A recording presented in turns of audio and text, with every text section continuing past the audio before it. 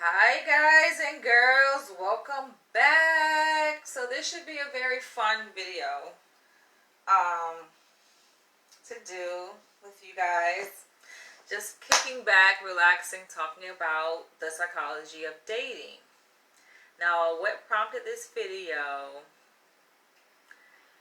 was nothing out of the ordinary necessarily. As with most of my videos, um, the topics are inspired by just normal everyday interactions, and so yeah, you guys know I like to be transparent with you guys and speak from personal experience. Personal experience, I think, is the best teacher. And feel free, you guys, to chime in as what I share it becomes relatable to your own personal experience. So yeah, I'm thinking about the psychology of dating. Obviously, you guys know I study human behavior. I study psychology, and it's for me. It's just not like what I do for a living. It's just a way of life. It's a worldview. It's just me, who I am, who I've always been, right? And I always look at things through an analytical lens. That's just me, okay? So, of course, with that, I think it may be sometimes a bit of a challenge when it comes to things like dating, because I'm always analyzing, but I think for my own benefit, though, for my benefit, my own personal benefit. And I know you guys have heard like the saying, "Oh, look for red flags." It's usually like for women. This is like a safety tip for women. Oh, you want to look out for the red flags. What are the red flags? And it's funny because I had a conversation with an acquaintance last year, and she kind of twisted it around and made like a different perspective on the issue. She was like, "You shouldn't look for red flags. Why are you looking for red flags?" And I like people to challenge me, to make me think a bit, right?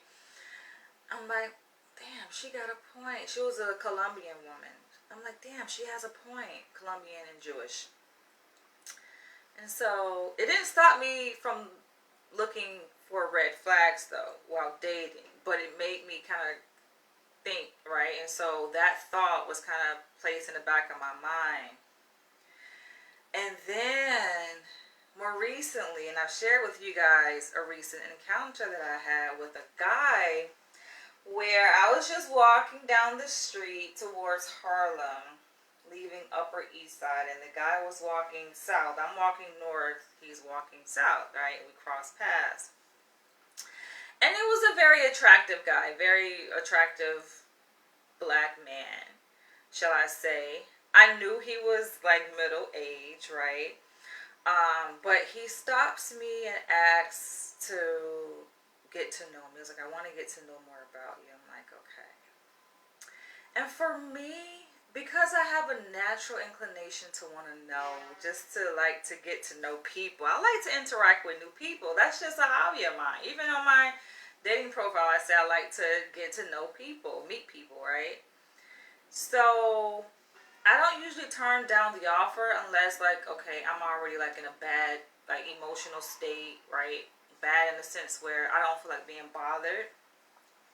I'm preoccupied with something. But if it's just like a normal day and I'm just out getting exercise, walking about, like I'm up for it. I don't mind meeting new people, right? And so like he's like, "Can I get to know you?" I'm like, "All right." And so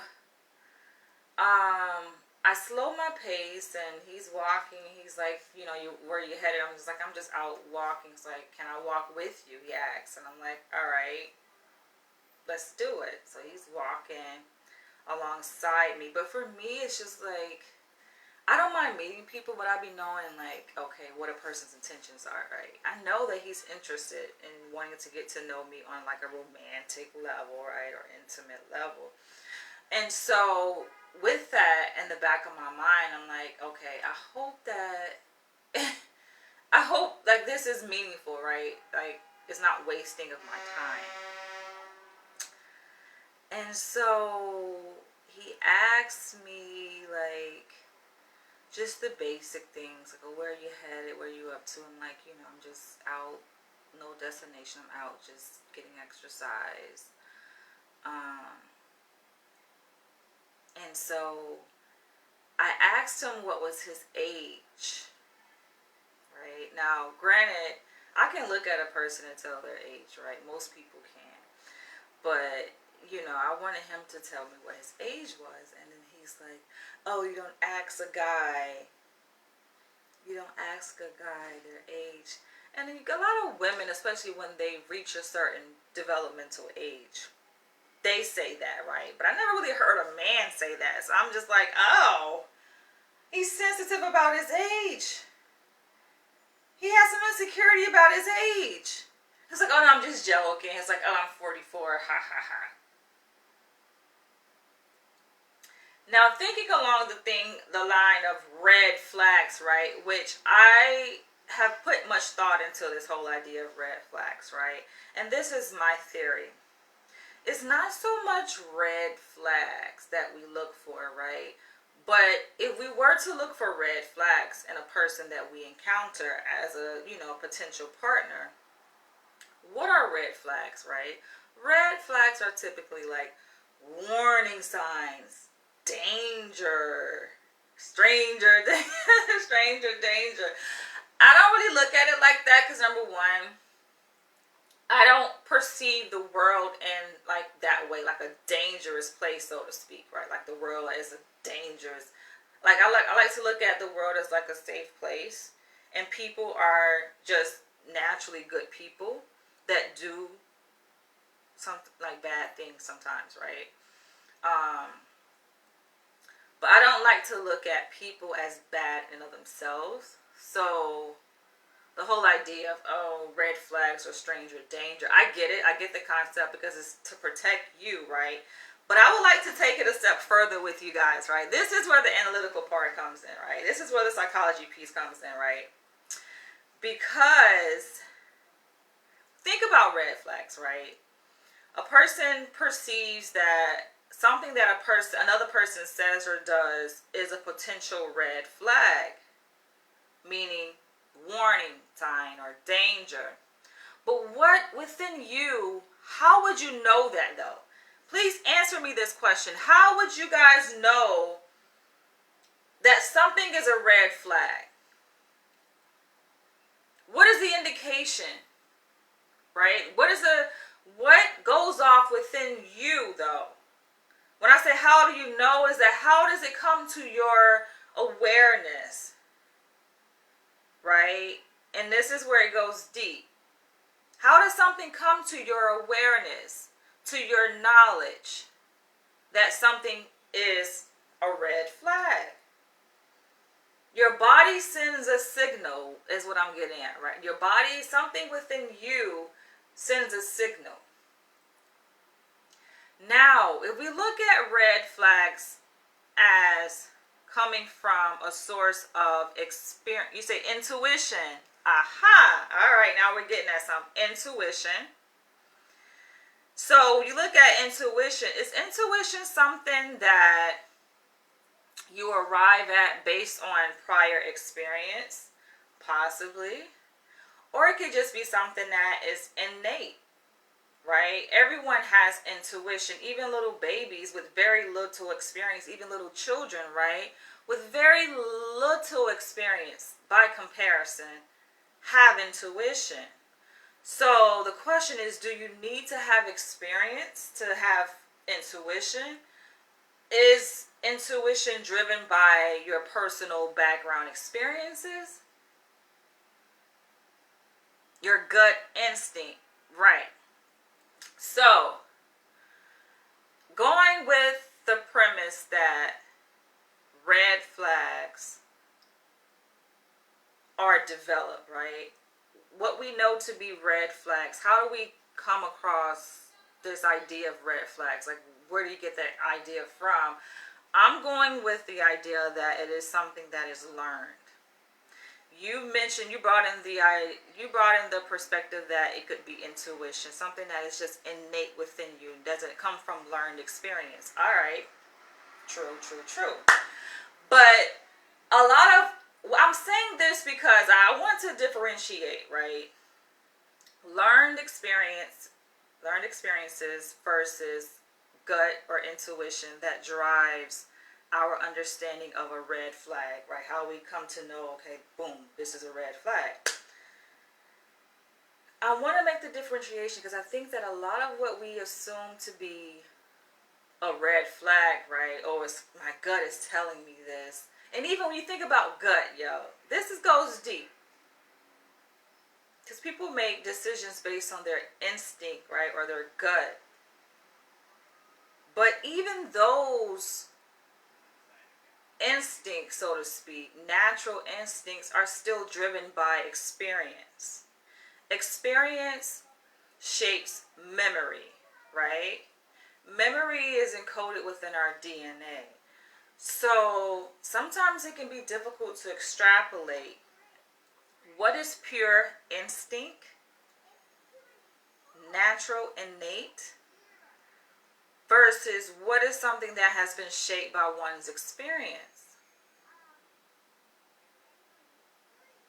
I'm glad that you are participating in this conversation because I think that you're getting my drift, right?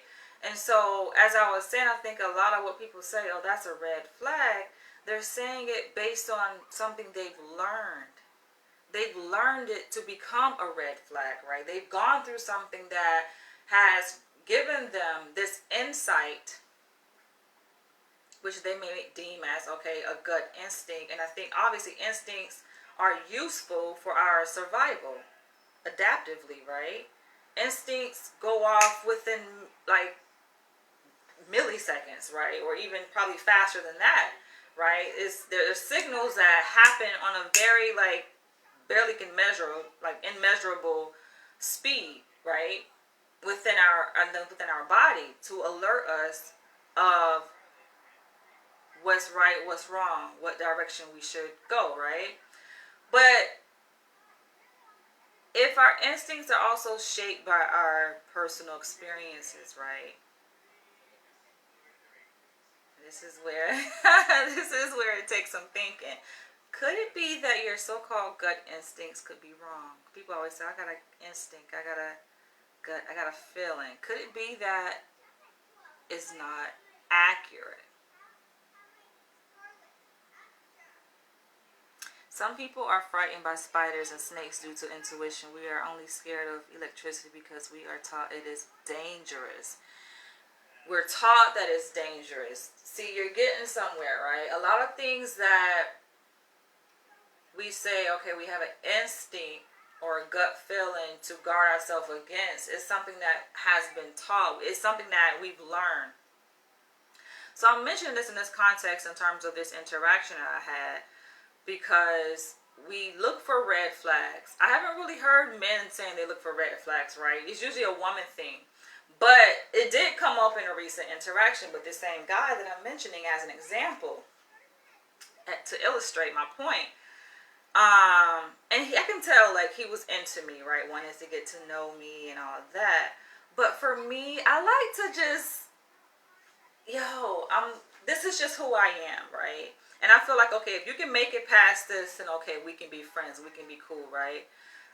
But a lot of men just don't make it past this awkward phase of dating with me, because I am an intellectual, and I have guys that will read my profile, may not read my profile, but it's stated clearly on my dating profile that, I like to engage in intellectual converse. I am an intellectual, right?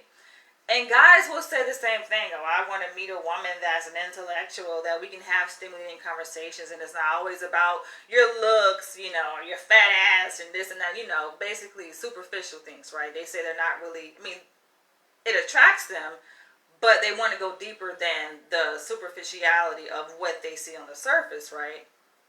They want a woman that they could be stimulated by intellectually. And I'm just like, I am her. But it's like, do you really want that though, right? Because I am that woman that you will have a metaphysical experience with. And sometimes it can be very like alarming for some men. It's funny though, because men will say that, but then they're not really ready for that though. Not the depth that I'm willing to take them and I'm willing to go. Because anything that I put out into the universe, I obviously can handle giving back to me, right? So if I challenge a guy in a certain way, in a certain depth, intellectually, spiritually, right, on a metaphysical level, better believe I can handle that same reciprocation. Like I'm want to go there.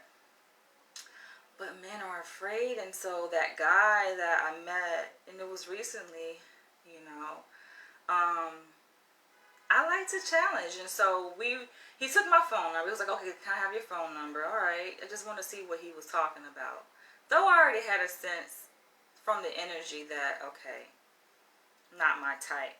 So I wanted to kind of reframe in this discussion what a red flag is, because some people say, oh, it's danger, it's danger. I think it's just a signal coming from, could be intuition, driven by innate impulses that we have, that we're born with, or it could be an impulse that's driven by, an experience, usually a traumatic experience or very memorable experience that has been encoded within one's DNA.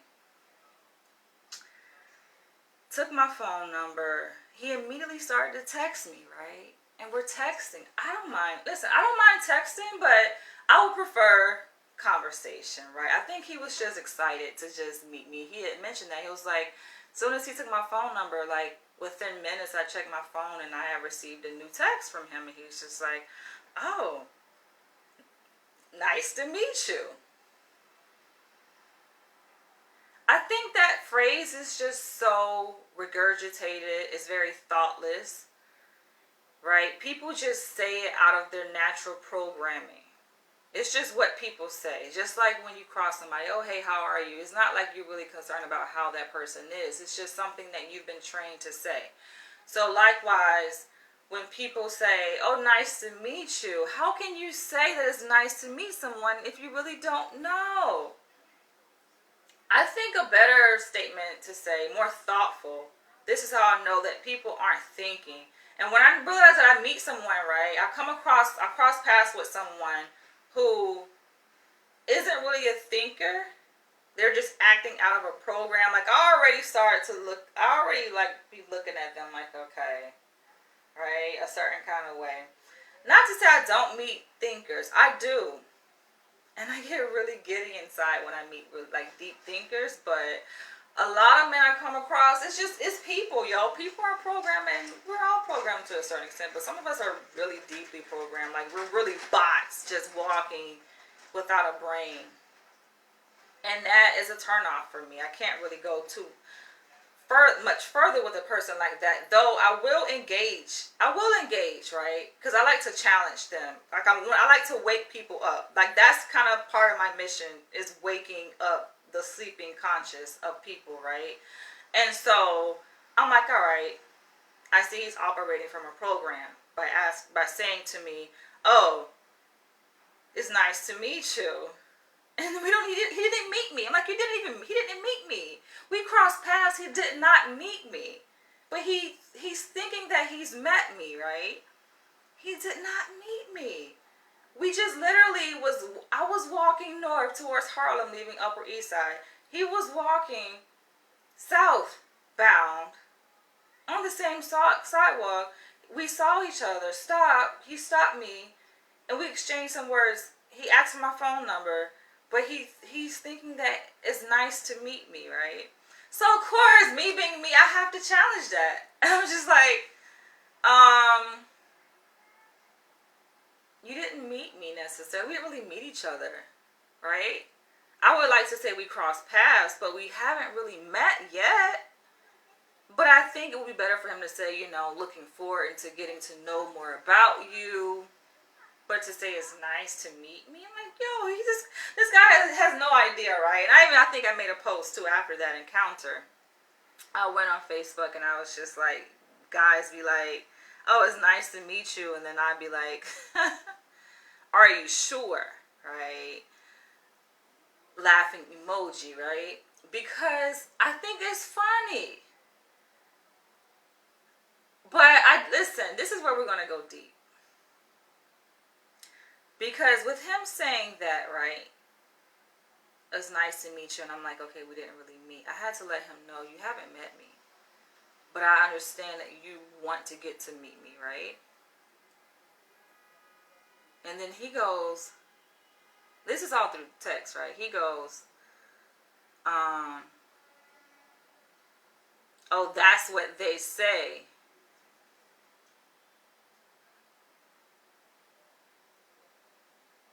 Okay, so you're saying that's just a common courteous thing to say. It can be intimidating when you're first trying to break the ice. I'm going to talk about that, especially with someone who isn't. All right, so let's take a pause and talk about intimidation, right? Going back, so that encounter was like a face-to-face encounter, right? Versus, of course, I have come across guys on a dating app, and there was another guy I was talking to on a dating app, and he said, I remember like his initial message was like, oh, you're beautiful, da da da. I don't know where to begin. Right? And I read his profile. Like I get a message, I read messages from guys, right? And then I click on their profile to see, okay, am I even physically attracted to them? Okay. A lot of times I am, right? So I'll read their profile to see, okay, what's on their profile. And I notice on his profile that he says, I don't want to talk to a woman with baggage. He like, in so many words, I don't remember the exact words, but in so many words, it's like, you know, he doesn't want to talk to a woman with baggage. Right? If you got baggage, then you keep on going, swipe left or something like that. That's what his profile says, right? Meanwhile, in his initial interaction with me, he goes, oh, I don't know where to begin. Right? So he's like using small talk. And I don't like small talk. It's funny, I just did this, and I know I've said this before, right? Recently, when I was visiting my family in Florida, my friend, who happens to be a musician, wanted to know what my personality type was. And he was like, have you taken the Myers-Briggs type indicator? And I did. And come to find out, my personality type is a rare type, right? And I'm reading the description, and it's kind of pretty much head on, because my friend was like, oh, what do you think? What is your type? And I told him what the type is. He was like, oh, what do you think? What are your thoughts about it? I'm like, it's kind of head on. I'm a bit surprised, because I'm really kind of weary of like astrology and all those horoscopes and people trying to like assume that they know you, try to read you, things like that. And I felt like Myers-Briggs type indicator is like pseudoscience in a way. But then I'm reading the description, I'm like, okay, it's kind of head on. And one thing it did note was that my type doesn't really like small talk when it comes to like interpersonal relationship, because it had a breakdown on like this personality type and how it manifests itself in like interpersonal relationships, the professional relationships and so forth. And I'm like, damn, that's kind of me. Like, I like just get straight to the point. And guys be so nervous with the small talk and, oh, I don't know how to break the ice. And that right there, I'm not going to use the word red flag, but it's an indicator for me. Like, I want to kind of reframe this usage of the word red flag, but I would say it's an indicator that that person maybe wouldn't really mesh well, because first of all, I know what I like, and I like alpha men, confident men, dominant men, men who take initiative. It's a reason why I'm attracted to those types, because it's something within me, right, that complements that type of a man. Not a man who's passive and, oh, I don't know where to begin. And I can tell when a man is beating around the bush. He's afraid to just get straight to the point. Those interactions don't go that far. Because why? They depend on me. Now, I can lead a conversation, clearly. I can lead an interaction, but I don't want to be the leader in my relationship with the man. That's just not what I'm attracted to. We all have different things that we're attracted to, but that's just not what I want, right? And so this guy on the dating app, when his profile says, oh, he doesn't want to date a woman with baggage, da da da, and then he's asking me, after he says he doesn't know where to begin, he's just like, at a loss for words. I'm just like, well, why are you messaging? You better have your shit together. Like, know what you're gonna say. You know, don't interrupt a person's day and time, right, with some bullshit. You know, that's just my thinking, right? And so then, he asked me, I guess, because he didn't know where to begin. This is his opening to begin a conversation. He's like, oh, what has your dating experience on this app been like? A lot of guys, well, not to say not like a lot, but a significant portion, because you got different types of guys on dating app, right? You have the group that will try to build a conversation by asking a woman what has her experience been like on the dating app, as if it's relevant, right? Or they'll say, how has this app been treating you? And granted, being the analytical person that I am, I don't think anything can treat me any kind of way. Not even an app. An app can't treat me, first of all, any kind of way. How is this app treating you? I tell guys, like, I'm thrown off by that question. What do you mean, how has this app treating me? And then they'll reframe their question and say, oh, well, what has your experience been like on this app? And I'm just like, why is that relevant? Especially to a guy who says that, oh, he's not interested in a woman with baggage. Isn't that the same thing, though? You're asking me what my experience has been like on this app. We all have prior experiences. Now, I can go there, but I had to point out the contradiction in what I read on his profile versus how he's leading the conversation. Because he's leading this relationship, because everything counts towards building a relationship, right? The first few words is all part of building the relationship, and I had to let him know, like, it's a contradiction that your profile says one thing, yet you're trying to initiate a relationship with me or interaction with me by asking me about my prior dating experiences in order to establish a sense of connection. He's wanting to connect based on, because he went ahead and said, okay, his has been bad, obviously, like his hasn't been so good, and so it's like, I was wondering to see if yours has been just as bad as mine. You're trying to build a connection off of us talking about, complaining about, pitying about our past. No, I'm not here for that. Like, I say you don't know where to begin. I have a suggestion. Let's talk about the here and now. Let's even talk about the future. But to talk about the past, if it's not, I feel like we can talk about the past, but it just sounds contradictory to what he said, right? Now, had I not read that on his profile, maybe I would have entertained it, but I don't think it's relevant to talk about. I don't feel like me or any woman for that matter, and you guys let me know what you think, but if you're building a new relationship with someone, getting to know someone, to begin, right, the foundation, we're laying the foundation, we're building, right, to begin that with talking about fucked up relationships, and like you're coming with these negative emotions, negative thoughts, like, and then I'm sharing mine, you're sharing yours, we're bonding on that. I don't know, I don't feel that should be the foundation of our relationship. That's just not, right? So I shut that shit down. That was just shut down, right? I think he got annoyed. I think he blocked me, but I mean, it's better for him to block me than for me to block him. That's just my perspective, because I don't like to hurt guys' feelings necessarily. I don't.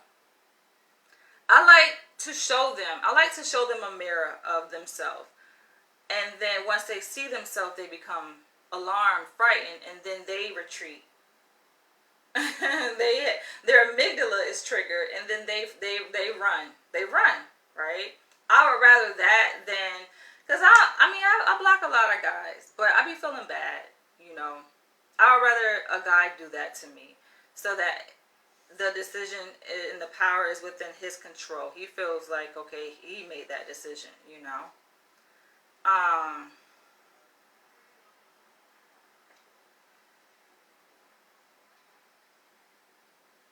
Playground for narcissists. He was probably projecting. He was projecting his own baggage. And I even mentioned that recently to say that when a person says that, oh, they don't want to date someone with baggage, I'm knowing. I mean, you're talking to a person who studies, like, I work with people. I don't think people understand the gravity and the extent to which therapists and psychologists understand behavior and how many people we work with, yo. That's just like a person in customer service. You work with people. This is what you do. So you learn a lot about people just by through your interaction and working with so many people, right? High volume of people, right? So come on now. Cut the bullshit. Let's just be real. I don't want to date a person with baggage. Reframe that and talk about what it is, because it's clearly you're coming with baggage. For him to even say that, for a person to even say that on their profile, they don't want to date someone with baggage. You're already coming with baggage, because why would you even say that in the first? Think about it. Why would you say you don't want to date a person with baggage? You're telling on yourself, right? So going back to the interaction, I had to take a pause right there to address that about the intimidation and breaking the ice, and how I think that is just so superfluous. Like, I think it's just a waste of time. I think it's breaking the ice. Anyway, so going back, right, to that interaction, and he's like, when I said to him, you know, he's like, oh, nice to meet you, this via text, right, after you took my phone number, and then we went on about our way. And I'm just like, we haven't met yet. And he's like, oh, that's what they say. And so I'm like, they say? No, I said. Don't bring they into the conversation when it's clearly between me and you. I'm talking about what I just said. And I just said what I just said. I can tell what I said, though, offended him. Right? So I look at how people respond to what I say. And oftentimes when I say things, it is to see how they're going to respond, right? I'm like, it's testing. And women do this. I'm making this video for myself, but for you guys too, right? Because it's helpful for you guys to see why things happen the way they do, especially from a female perspective. Women do a lot of testing. Men do too, though. I don't think y'all do it maybe to the extent that women do it, right? But we have our ways. We have a womb to protect. Of course we're going to test you guys, you know, to see. And it's just like, men, I don't even think y'all really be thinking. This is why I do this, because, and women do this, because it's to see how much does a man really think. Are you think? You're not thinking. If you were thinking, then you would pause. He responded way too quick to have put thought into what was transpiring in that text message. He responded too quick. A thinking man would have been like, hold on, wait a minute. He wouldn't have said that's what they say. He would have delved a little bit deeper to uncover what I meant by that. But I think he just jumped to conclusions to assume what I meant, right? And so the conversation kind of went on, and I had let him know, like, no, that's not what they say, that's what I say. We haven't met yet. I would say we crossed paths, but we haven't met. How can you say it's nice to meet me? So at that point, for him to say, oh, that's what they say, then I felt obliged to prove my point and make him eat his words. I did. I felt, because it's just like, I'm a teacher. I'm a teacher at heart. And one thing in interacting with me, you're going to learn something, right? And so for him to say, it's nice, I just want him to be careful in his approach in interacting. And to be thoughtful, right? To be careful and thoughtful. Because he's not thoughtful. It's not a thoughtful response, I think, to say it's nice to meet you. It's not. And he's from New York. So New Yorkers know human beings better, I think, than any other people probably on the fucking planet. New Yorkers know why, because the exposure of being around so many people diversity of people. New Yorkers know, right?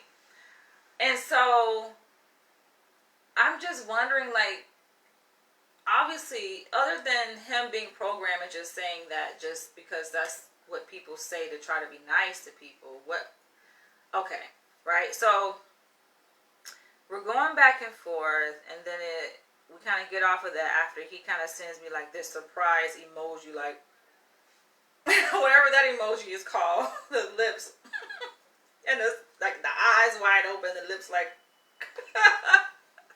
I had to laugh. I'm just like, yo, it's not that fucking deep, right? It's just not that deep. But he needs to be clear on like who he's interacting with, right? Because I am not they, I am me. And so then he says, oh, so when can I see you again? Now, granted, when he took my phone number before we parted ways, right? Because I'm on my walk. He said he was headed to work. He took my phone number, right? And he said he was just going, he said, I'm going to call you, right? He said this. He said, I'm going to call you later to check on you to see how your day went. I thought that was smart, right? I was like, all right, smart thing to say. But instead, he begins to initiate this conversation via text. Which text is not the best way to communicate. Especially when you're getting to know someone, right? So that's where he fucking went wrong. I mean, he could have been said, okay, you know, I'm glad that we crossed paths, right? I would like to get to know more about you, right? He can express how he feel about the interaction, the encounter, the meeting as he calls it, or whatever. But you gotta take text messages with a grain of salt. Why? Because you can't hear tone in text. You can't even assume. People assume what a person meant via text, right? Even with the emojis or whatever. Or people typing in all caps to try to like deduce what a person is saying between the lines. But no, do not. It's so much miscommunication happening via text messages, right? And even email. Pick up the phone. And even better if you can do video so you can see the person's facial expressions, right? But better if you have a phone conversation. And even, obviously, in face-to-face conversation, a lot is misinterpreted, right? Because communication can be very complex. So if communication face-to-face, where you can see non-verbal messages being transmitted, right? If that's complex, imagine how much is left to error through via text.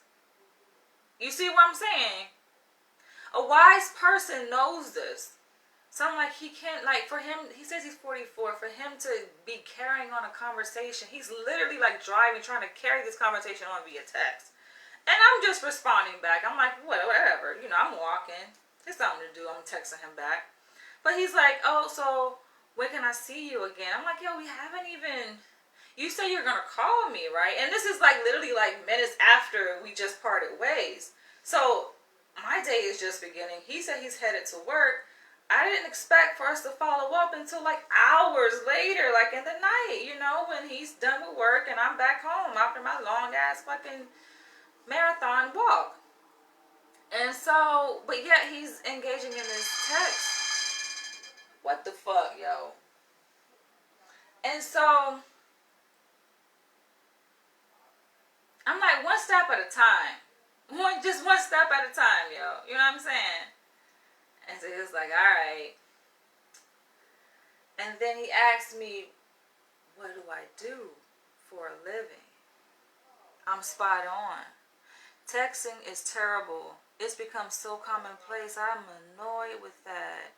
Like, okay, if we already like established a foundation, we know each other, we already got something going, we live together, you know, like, all right, maybe, you know, just to send quick messages here and there, but not in the first initial stage of getting to know a person. No. I don't know this guy. He doesn't know me, but we have an attraction, clearly. right? That could have went somewhere. And you can probably see how it's unfolding, how it's just unfolding into disaster, right? So it quickly deadened. And I think I took part. I admit I played my role, and I did it, I think, purposefully, because I wanted to, like, why waste time, right? We don't have time to waste, right? So I like to just see if the person is right for me, and I like to let a person eat their own words. And so I took him there, and he asked me in the text, after I let him know, okay, well, let's just take it one thing at a time. You say you're going to call me later, so you're already talking about when we're going to meet. I can't say when we're going to meet face to face again when we haven't even had a conversation that is supposed to be in queue after you get off of work. So then he's asking me what I do, and I'm like, all right, with this whole, I'm not going to say the life or the relationship coach's name, but KS. Y'all know who I'm talking about. Do not mention his name here. KS. Be giving out fucking bad relationship advice. A lot of men listen to him. And I've come across men who follow him like he's God. The man with the fucking glasses. Black man, right? And there's a wave of men who believe this narrative that he's saying about, what the fuck?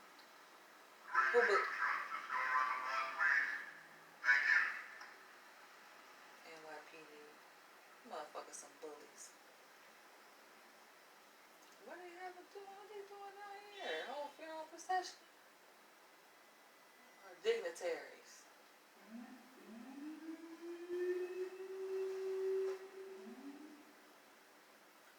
There be a lot of stuff happening up here in Upper East Side, though. They got a whole, okay, NYPD is like having this procession followed by a bunch of black SUVs. But anyway, so, and I think they are having like the United Nations General Assembly going on. I walked by there the other day too. But anyway, so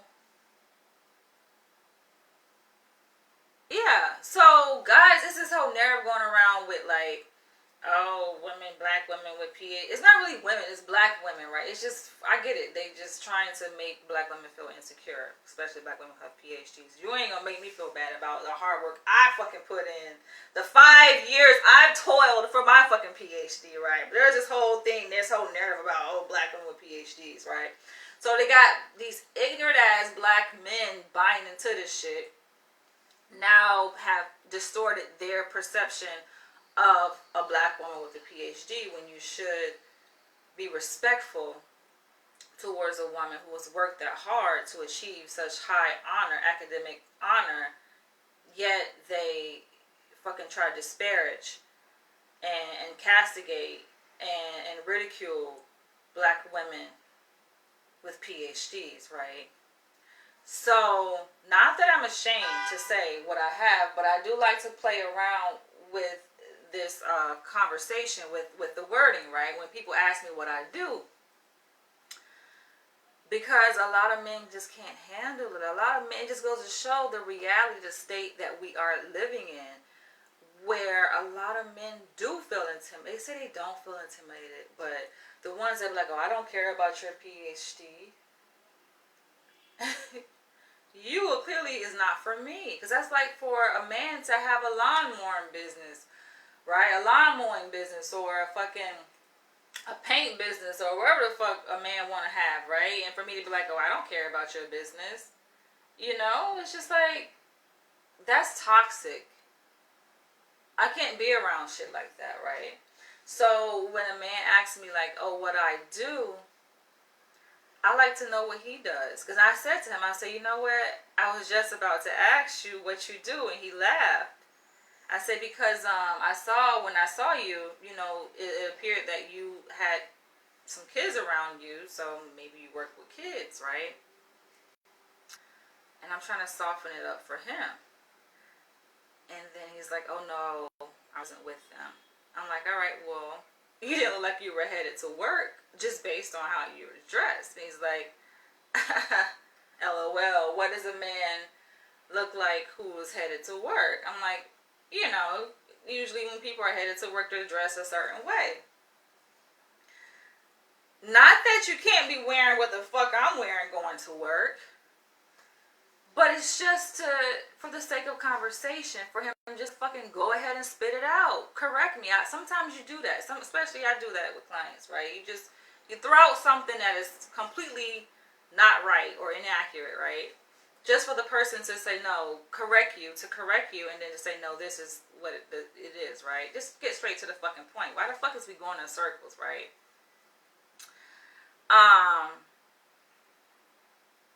So he never really said what he did. I never said what I did. Can handle it. I can tell if a man can handle it. His ego, his self-esteem isn't there yet. I knew that when I asked him how old he was.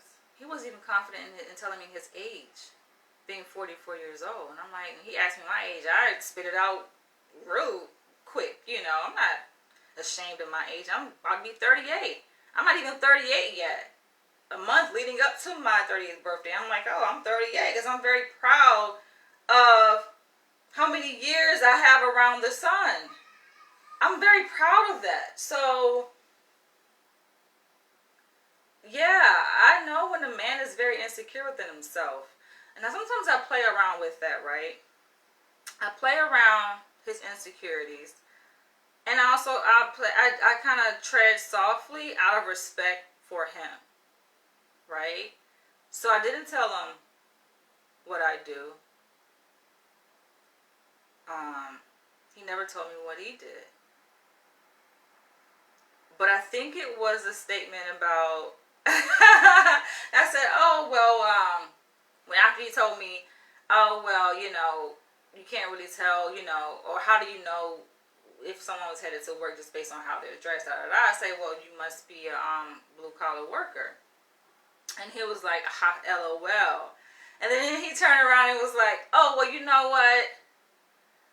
I think let's just end this conversation here because there are too many red flags. And I felt like, I don't know, I felt like I had won a gold medal at that point because it's like mission accomplished. And when I said earlier that I wanted him to eat his words, it's to show him, to teach him a lesson, about himself. It's just to put, like, I mirror to you who you are, and you run. If you're not, like, you don't feel comfortable, right?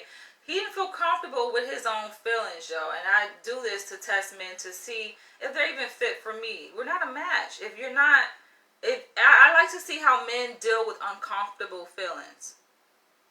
Discomfort.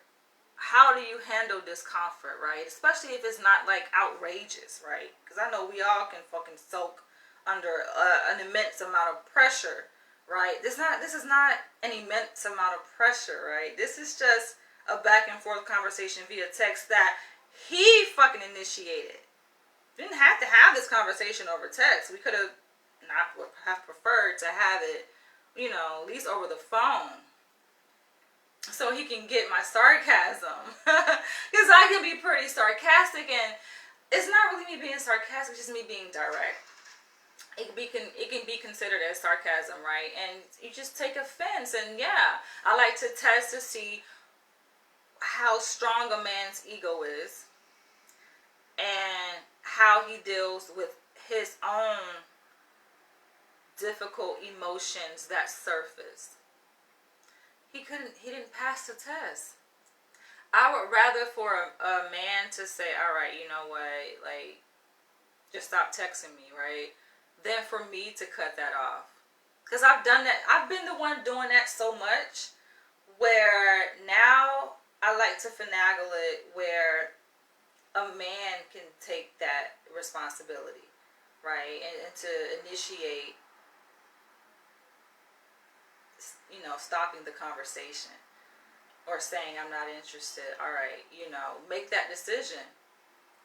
And you're not, because he's not ready for it, right? And then this is how this ties back into the conversation about red flags, right? Because I like to look at red flags as not so much, oh, danger. Though he probably, in his perception, perceived a sense of danger, maybe. Maybe something about the interaction connected back to what he went through. Because it's interesting how he mentioned, oh, somebody must have done a number on you. This is what he says to me. Someone must have done a number on you. That was to me completely random. Because I'm like, how did he get that just by me being difficult in the text message, right? And saying that he's a blue collar worker is not really offensive in and of itself. That's not offensive. A lot of blue collar workers make more than white collar workers. But the fact that he took offense to that let me know so much more about who he is and where he stands at in his life and how satisfied he is with himself, his position in life. Right? The whole time I'm analyzing his ass, right? Without me ever telling him that I'm a psychologist. I don't need to do that. Because when I do that, I've noticed, I'm like, oh, you want to analyze me, right? So they automatically try to put their guards up, not realizing that your withholding of information, right? Men like to hide, people like to hide themselves, right? Reveals much more about you than you answering my direct questions. So I'm going to learn about you either way, whether you tell me overtly, voluntarily about yourself, or I find out just based on what is not said, because what's not said says more than what is actually said. You know, we can have a great friendship, right? I can have a great interaction, a great friendship with anyone. But you have to know yourself for it to be great, because I know who I am and I know human behavior. I don't throw that up into people's faces, but you have to understand where I'm coming from. I'm a thinking individual. So I hope you got your thinking cap on, and I hope that you're ready for this metaphysical experience that you're going to have with me, because you're going to feel something in interacting with me. And I hope I can feel something in interacting with you. And through that feeling, we could build connection.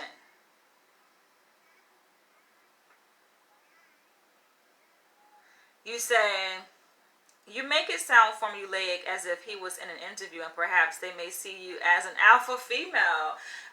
I mean, but we're getting to know each other. And I did retort, right? When he stated, yeah, let's just end it here because there's too many red flags. And then he said something to the effect, oh, well, someone must have did a number on you. It's not about anyone doing any number on me. Not about my past experience. It's about just the very nature of who I am as a 38-year-old woman who is a thinker. It's my personality. Nothing to do with past experience, but they'll let me know about him, though, for him to flee. Because his amygdala was activated, and I did that on purpose. I activated his amygdala on purpose to see how he would respond to a little bit of pressure. It's not much, but if he felt like he was in an interview, I didn't stop him though. Let's go back to the initial encounter because he stopped me.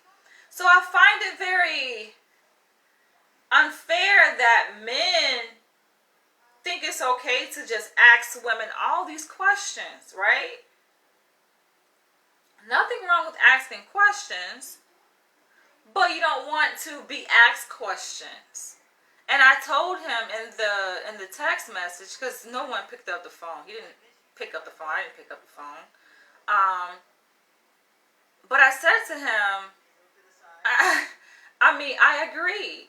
If you think that we should end the conversation, I agree, because I don't want to be engaged with someone who is this fearful of just interaction, of answering questions.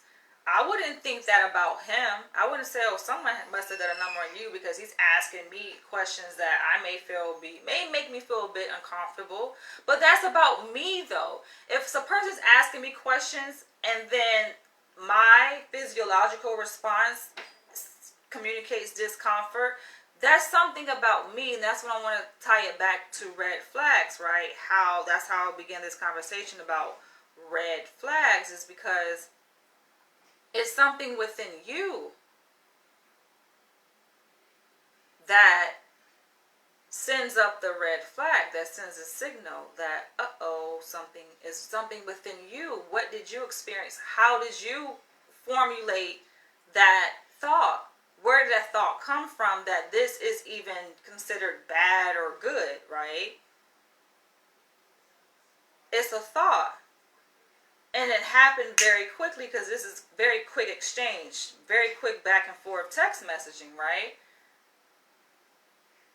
And his response was he took offense. I get it. He should have, though. I want to say took offense, but he should have felt uneasy. Not taking offense, though. If he was a thinker and if he picked up the phone to see, like, oh, okay, you are like, you're getting up in my head. And no duh, you're a psychologist. But not just because I'm a psychologist, because really who I am. People think that people go to school and then they become smart. No, people go to school because they're smart.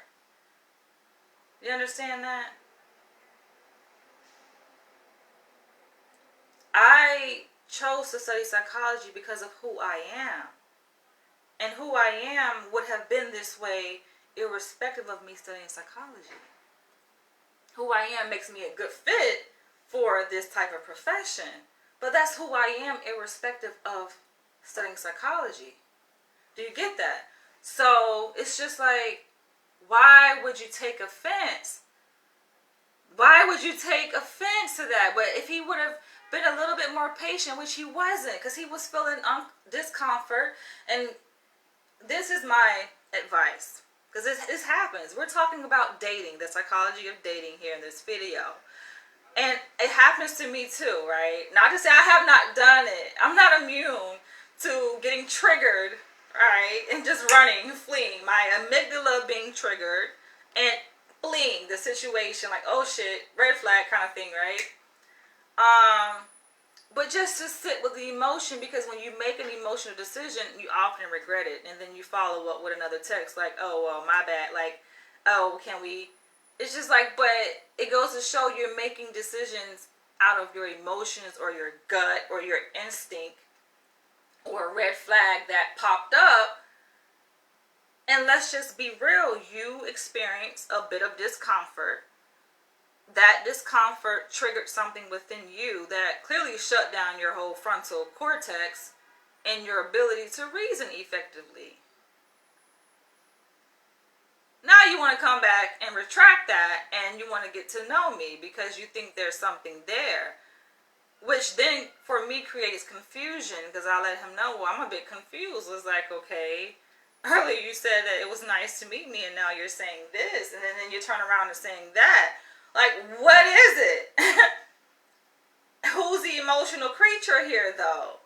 But women are emotional beings. No, we all are. Both men and women, we're emotional beings. It's just a matter of being in control of one's emotions. And just pausing for a second when you feel discomfort. There's no need to flight. That may be necessary in certain situations where you need to hurry up and make a quick decision to save your fucking life, right? It's an adaptive mechanism. Response, but sometimes we gotta check ourselves, because that response is no longer needed in certain environmental contexts.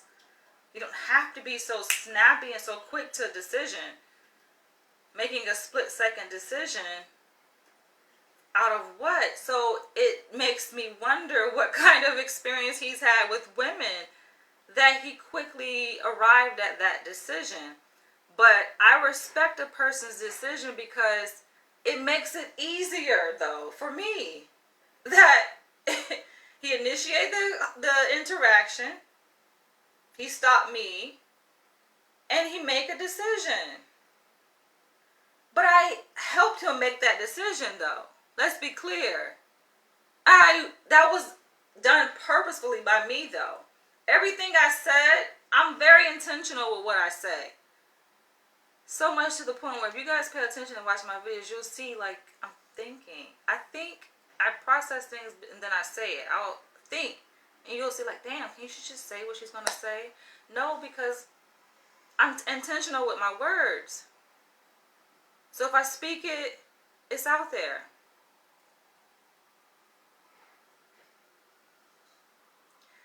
Don't feel bad, though. People say, oh, like, men have said, oh, well, you know, you're going to psychoanalyze me. And it's like a bad thing for them. It's like, whoa, like, what's wrong with a person seeing you? If we're going to build intimacy, first of all, I see right through you. I look in your eyes. I know what you. It's no surprise. I mean, we're sexual beings. I'm a human being. You're a human being. No duh. Both men and women want the same thing. All right. Let it be clear. We want the same thing. So, in knowing that, eventually you want sex from me. I want sex from you. You want to be intimate with me, and vice versa. I am not opening my legs to anyone who is hiding themselves from me. You want me to open. Men want women to open. Be vulnerable. Open yourself. Open your heart. Open your legs. Meanwhile, men want to... You want to hide. No, I see you. That's what intimacy is. And it's even better if we see each other. We meet each other there. Don't be afraid. If you know who you are as a man and you're secure within yourself, you're not going to run. I knew that he wasn't secure. And on top of that, the name that he gave me, his last name, when he gave it to me, I can tell he was lying about it. I study behavior so much, I can tell. You know when a person, you know, just like, you know when someone lying. I'm like, all right, but he told me this name so as to help me remember his name. You don't have to do all of that. That right there let me know, okay, something a bit off. Like you're doing too much to try to help me remember your name. Right? The universe made it so that I looked his name up. The last name he gave me wasn't his last name. I found who he actually was. I came across his profile. And I'm like, oh, it's not even.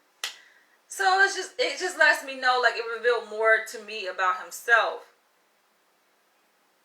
that I already would have come around to anyway. That's the problem when you're looking through a psychoanalytic lens. Wait. Facebook has a thing with these comments where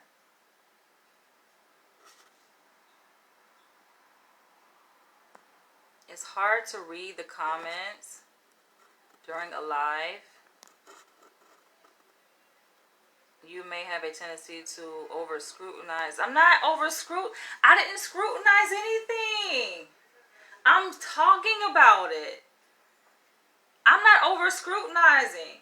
Psychologists, we don't judge. A good psychologist anyway. I'm not here to cast judgment on right or wrong. He ended the conversation. I didn't end it. I showed him who he was and made him eat his own words because he said that, oh, nice to meet you. It's a mind game. I can admit that much. Yeah. I got up in his head, right? And he felt a bit uncomfortable. Like I put him through a little test, right? But I showed him who he was though, and he had to sit with that discomfort, not knowing what to do with the discomfort because he felt a bit disempowered, I'm sure, in that moment. How to regain power. All right, you just shut it down, shut the conversation down to regain a sense of power. But it's just like,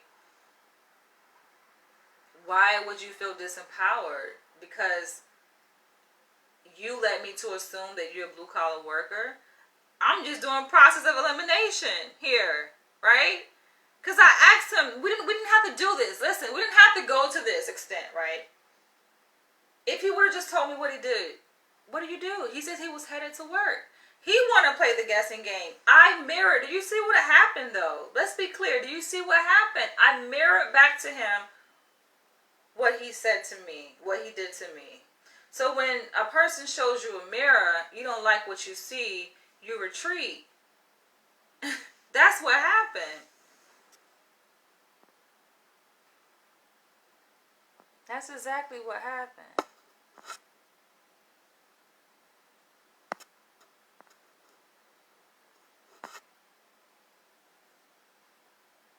You say Freud and Jung psychoanalyze each other. I would have loved to have been there to witness that. Empaths have a great ability to sniff on the fake and dishonest. I mean, it's true. I noticed that with you. I can see you always think deep before you speak. Yeah, I be thinking. Men have sadly been socialized to suppress their emotions for many years. Yeah, and I like to get... That's another thing where I try to, like, usher men out of that. You know what I'm saying? Like, if you feel... I know he felt uncomfortable on purpose. And I admit my role in that. I did that on purpose too, and just simply challenging him, right? But if he heard my voice, it makes me wonder, like, if it was a phone conversation or in person, would it have... No, I'm pretty sure it would not have went that way, right? Because that adds a whole nother layer to interpretation of communication, of the words that were spoken. When he read my words, he read it through his filter.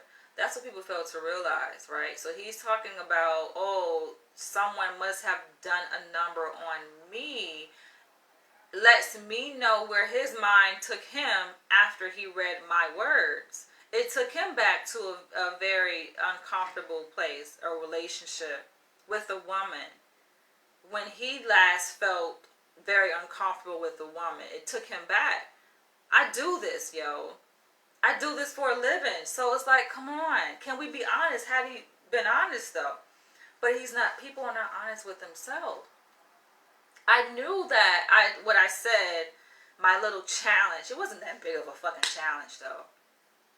Right? But like I said, he led me to assume. I did process of eliminations. It's just like, come on. All right, you want to play the guessing game? He started the guessing game. So I'm like, all right, well, one of the two. Blue collar, white collar. Which one is it? What other options do we have, right? Process of elimination, 50-50. One of the two, right? That's where he took offense. He laughed it off, but his laughing let me know that he was uncomfortable. And after the laughter and the emojis and all of that, he was covering up with his mask. He went ahead and said, all right, let's just end it here, because he felt very offended. He felt uncomfortable.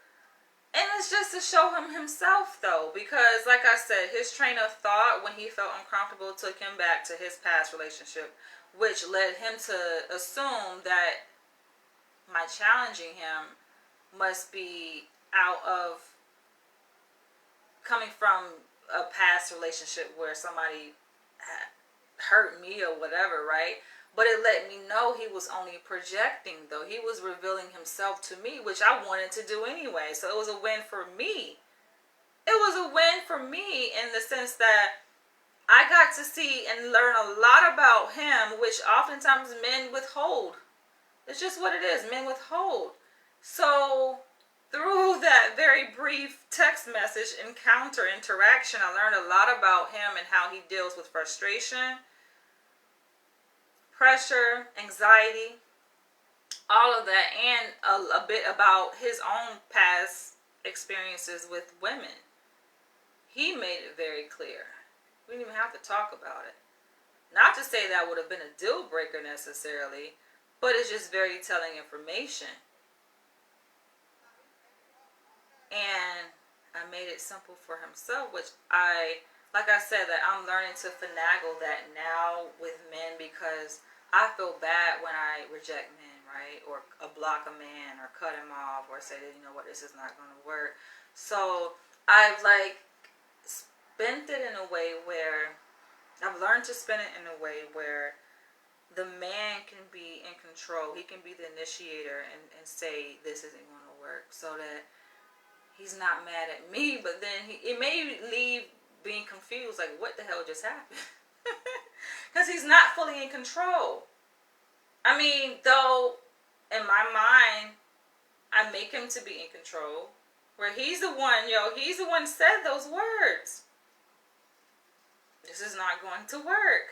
Or let's just end the conversation here. But I don't think he owned those words, though, because he made the decision out of frustration.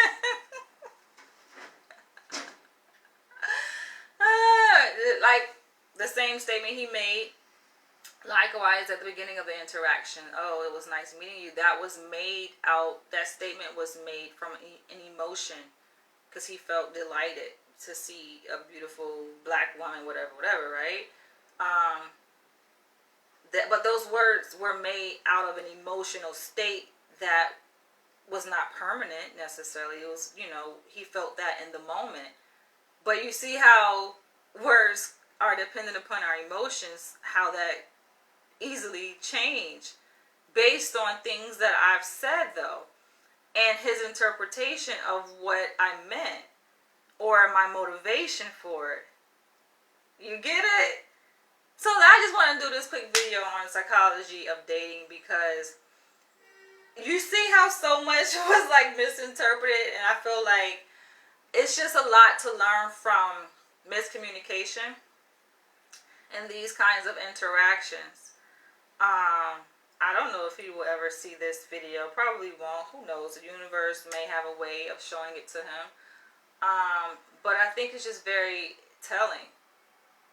You think about it. I got my needs met, though, in that interaction. I will always get my needs met, because I move with intentionality. From the first second that I encounter a person, I'm moving with intentionality, and I'm cautious, I'm thoughtful, I'm very calculated in decisions that I make, things that I say. I know that most people aren't, though. So at the end, like, I'm the one left laughing, and I don't want people to feel offended, though. I don't want to leave a person feeling offended, but it's just like, listen, I'm not in control of what has happened to you and the way you have viewed the world, experienced, and learned about yourself and the world up until the point that you meet me. I'm not responsible for that. But understand that the point that you meet me, things are going to change for you. Things will be different for you. There's no way you can encounter me and go back to being the same person that you were. It's just not going to happen, right? Like, the universe won't allow it to happen. Nature won't allow it to happen, because I am a change maker. So, and how you interpret a situation is how you interpret a situation, right? It went bad for him because of his misinterpretation of my intentions, triggered by his own red flags that existed within himself before having even met me. His own perceptions, right, of women and his own experiences. Perceptions, though, of woman and interaction. That, of course, my words triggered, right? You mentioned about the whole alpha thing, being intimidated. Don't be intimidated. What, intimidated? If you're an alpha man, you're not intimidated by an alpha woman. You're just not. It's just, why? Because you know your position. You're alpha. A man is a man. A man is a man, right? An alpha woman, even in all her alpha femininity, will still be submissive to an alpha man. A man is a man. It just happens naturally, right?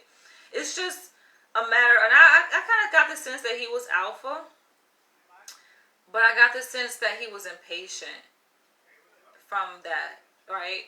From that encounter, I got a sense that he was an impatient person, that he's not really quite, like, not to say that he's not fully aware. There's some things that I'm pretty sure at his age aware of, right? But age sometimes is just a number, right? And I think that a big part of himself he's unaware of.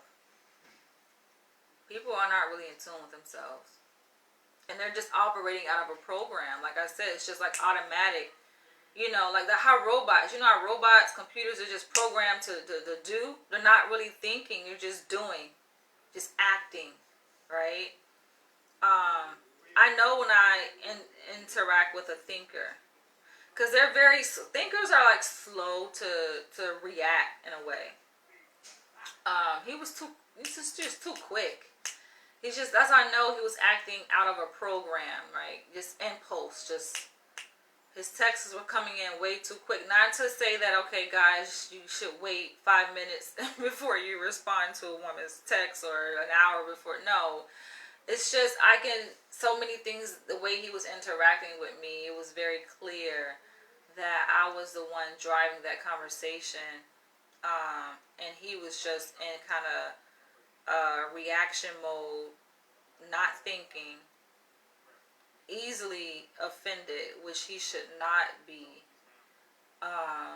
because I did nothing or said nothing that was disrespectful. Like I said, I'm very calculated with my words to not disrespect, but I may challenge, right? He interpreted through a certain lens, which made him feel offended. Though he could have easily took my words that he read in the text message and interpreted those words through a different lens, and he would have gotten a different result. But it is what it is. You love my outfit. Thanks. Hypogamy. Say more about hypergamy and hypogamy. You say it's on steroids. I notice that with you, I can see you always think deeply. Yeah. So, I think we should all think deeply. And I'm attracted to, men who are just like, yo, you're conscious, you're a thinker. We can have deep-seated conversations. It's not about me outsmarting you. I don't definitely want to be with a man that I'm smarter than. I like to be outsmarted by a man, but not in a chauvinistic way, right? Like, a man who possesses real power doesn't have to try to snatch the power of a woman to make himself feel empowered. Not that in that way. For him to just be, right? To just be who he is in all his glory and wisdom, and intelligence, and I just sit back and absorb everything he's saying. I've encountered men like that. They talk and I just listen, and I'm just like, this motherfucker is God. He's God. Right? But then I come across a lot of men who they're not really solid in who they are. And I test that on purpose, because I don't want to be with a man like that. I've been with a man like that before, though.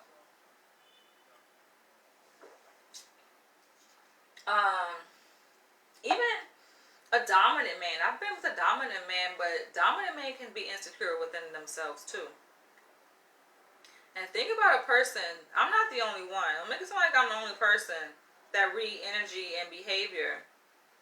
A lot of people do, but think about when you notice insecurity within a person, you can play around with that insecurity shit, yo. And then, you become the one in control.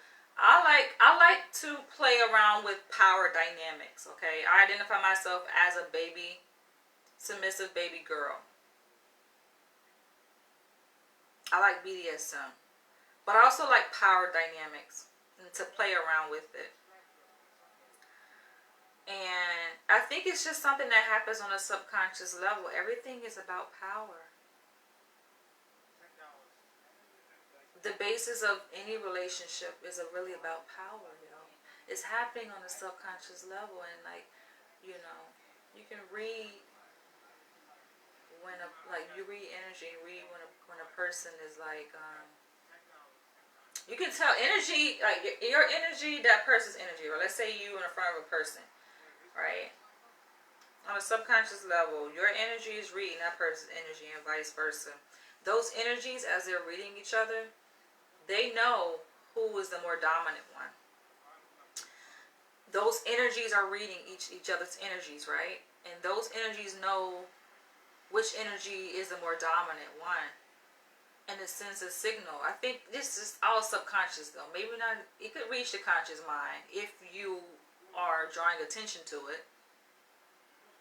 Some people draw attention to their interactions and they know. They're well aware, like, okay, this person is more dominant. But it plays out in your behavior and your subsequent like responses to that person. And yeah, and when it comes to intimate relationships, it's just like, you know, people can fake a lot of things, but a lot of things you just can't fake. You just can't fake the energy, right? And your like dominance and a sense of security. If you're insecure, you're insecure. You don't know who you are, you know, and you come across a person who does know who they are, and you don't know, you're not like secure, right? You don't know who you are. So if you don't know who you are, how can you be secure? You can be secure in an illusion though. A lot of people are very secure with a facade of who they think they are. But the funny thing about it, a lot of people don't know who the fuck they is. Nothing better than deep, meaningful, philosophical, psychological conversations, cuckolding, BDSM, or intellectual fetishes. Oh yes, Sammy, yes. That's probably why I'm drawn to those topics of BDSM and cuckolding. And people have asked me like, oh, you know, this was like, not people, but this was, I would say, one person where I just watched a recent video I did. I just recently watched a video that actually I made last year. The title was Impromptu Cuckolding Q&A. I kind of did an impromptu Q&A session on cuckolding. And I addressed the fact, this was last year, I addressed the fact that someone had commented on my post to say that they are disappointed with me because I have become objectified, sexually objectified or something like that. Because I'm drawn to talk about certain topics. And this person, I think, also witnessed another person comment on the same video they commented on to say like, oh, when they're watching my videos, they're jacking off and shit like that. I'm like, listen, I'm not responsible for what a person does when they're watching my videos, right? Doesn't mean that I am willingly consenting in being objectified, right? That's that person's objectification of me. That's not me willingly participating in that just because I'm talking about something. And I think this is where people get confused. But I'm like, no, I'm not an object in that way. Though a person can make a person object against their own will. So, yeah. But it doesn't stop me from talking about what I want to talk about, right? You guys are drawn to me talking about cuckolding and BDSM, and I find it fascinating as well. It's very intellectual.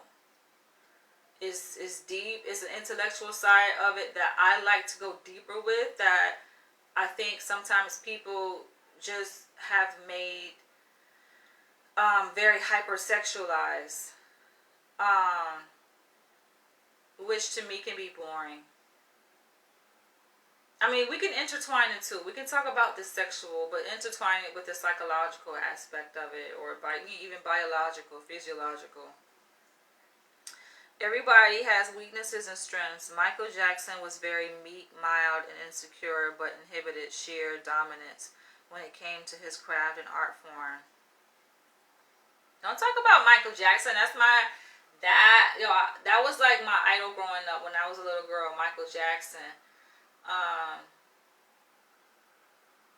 I think anyone, and I'm gonna say this before I end the video. I think anyone who is a part of a major engine like Hollywood, and this is a whole nother topic right here, but it's kind of related.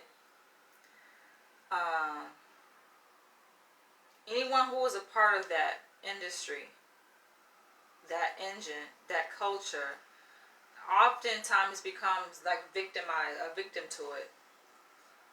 There's a lot that is going on behind the scenes. It's kind of like hidden in plain sight, right? So when you talk about I'm not Martin Luther King. When you talk about Michael Jackson, when you talk about Michael Jackson and like what we witnessed on the surface, and you say he was insecure, da da da da. Like I think people in positions of power, industry, moguls, the powerhouses that be within Hollywood, they know psychology, right? Psychology isn't everything.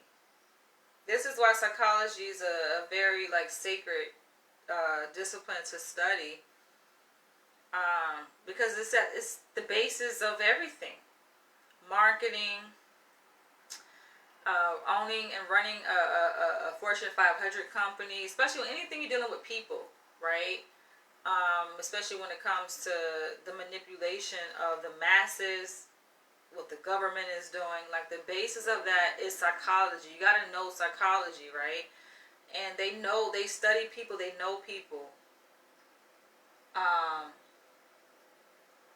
so yeah, a lot of people are under MK Ultra, and this is where I know it may sound kind of conspiracy theorist-ish, but this shit is real. See, people like to label things a conspiracy because they want to try to shut down the rationalization of it, right? The authenticity of it, the accuracy of it. But no, this shit is real.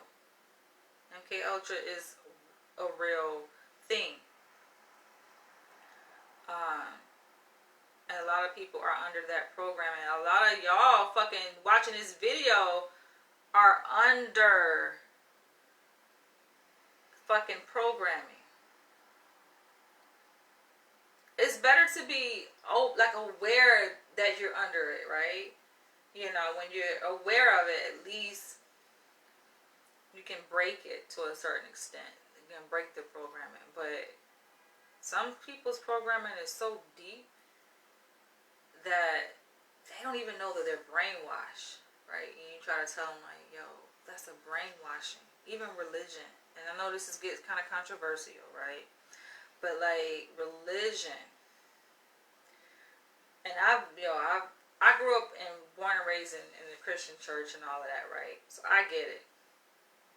But even with that and coming across, I have like devout Muslim friends. Like the motherfuckers are like, they live by that shit, die by that shit, right? Islam. I'm not gonna go too deep, but it's just like a lot of things. Yeah, a lot of people, they swear by their belief system, and that's just what it is. Not really knowing that as earthly beings, yeah, we're earthly beings, but we are spiritual beings, and we're so much bigger than the carnal flesh that we're kind of succumb to, right? A lot of people don't want to be bigger than that, right? Like for them, they receive comfort in worshiping something outside of themselves, right? And that's what makes them feel comfortable, you know. Um, but then in also doing so, they limit their own ability and power. It's easy to spot the stupidity in others, but it takes intelligence to observe the stupidity in yourself. Never let your schooling interfere with your education. I mean, it's easy to, when you're awakened, it's not about, this conversation isn't about observing stupidity in other people as it is about understanding the human condition. right? And understand that no one is immune. So this is not about pointing fingers, right? If you took it that way, then that's your defense mechanism because you feel that I'm talking about you. So that's your defense mechanism, right? As I mentioned before, when you mentioned never let schooling, yo, a person doesn't go to school and the school makes them smart, right? People think that, okay, you go to school, then the school made you smart. No, I went to school because I'm smart, right? So never get it mistaken. Don't be quick to defend.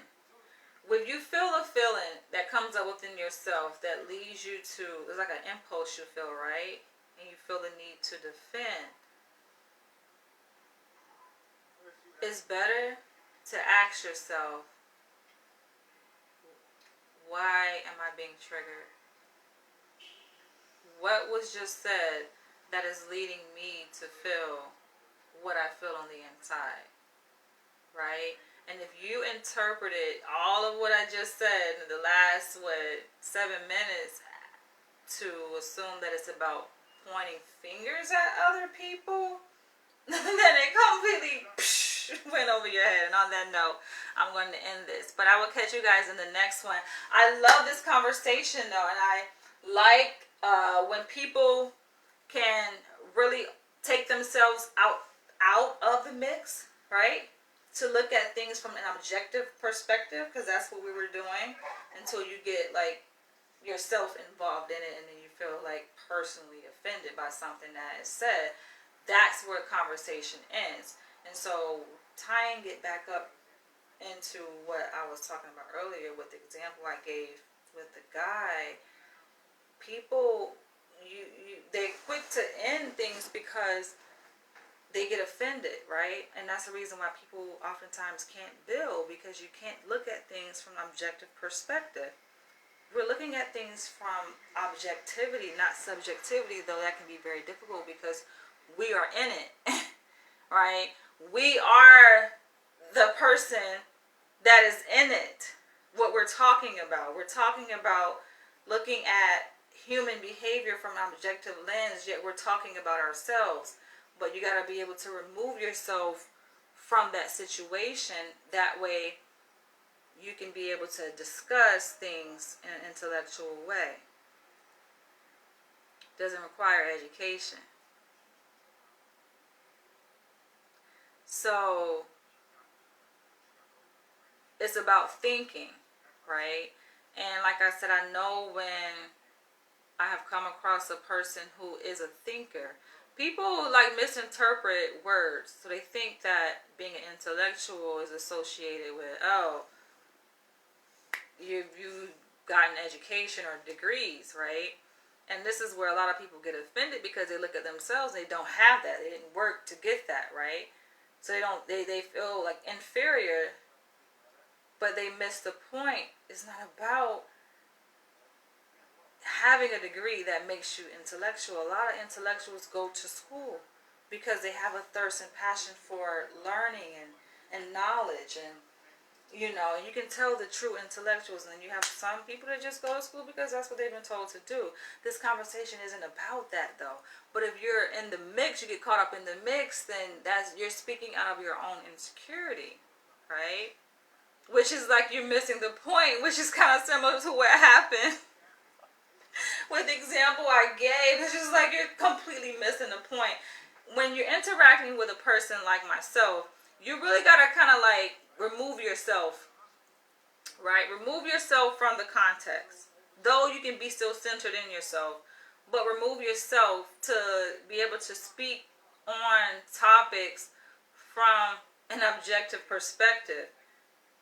Because that's how I'm speaking on it from. And people will feel like they lost in a situation or a conversation or offended or whatever because you're dealing with a person who is not speaking from the perspective that you're speaking from, right? You're speaking from subjectivity. I'm not speaking from that perspective. In fact, I'm a very rational kind of person. I have emotions, but I can also detach from that experience of being emotional. And that's usually the perspective that I'm coming from, right? So it's just a rule of thumb, right? I laugh because it's funny to me.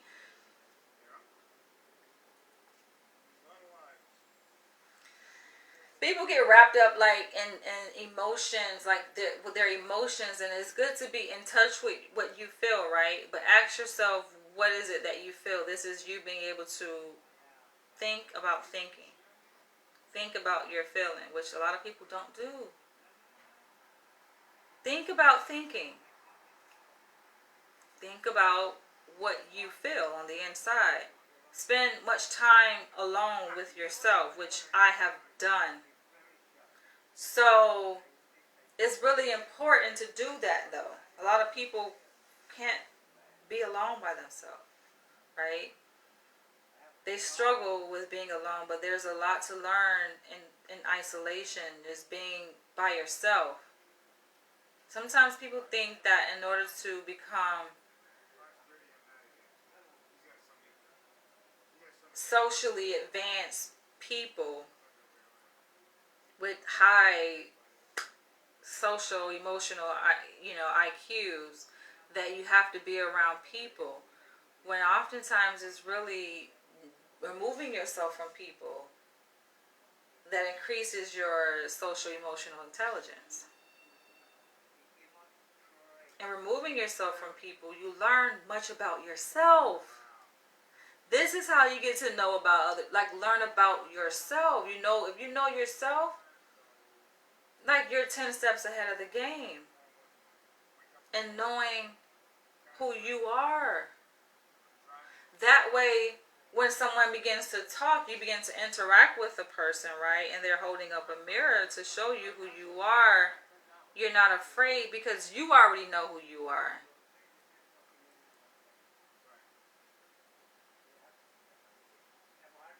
You already know who you are. So it's like no one really can reveal anything about you that you don't already know about yourself, so that it won't be alarming.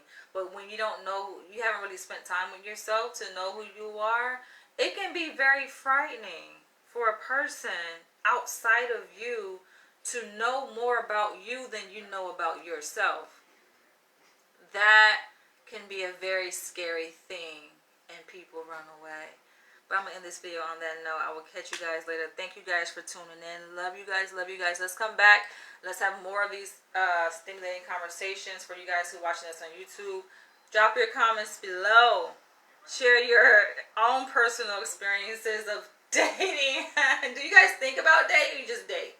Right? I like to think about dating. I think about everything. But on that note, sometimes you gotta just turn your brain off. Stop thinking so fucking much.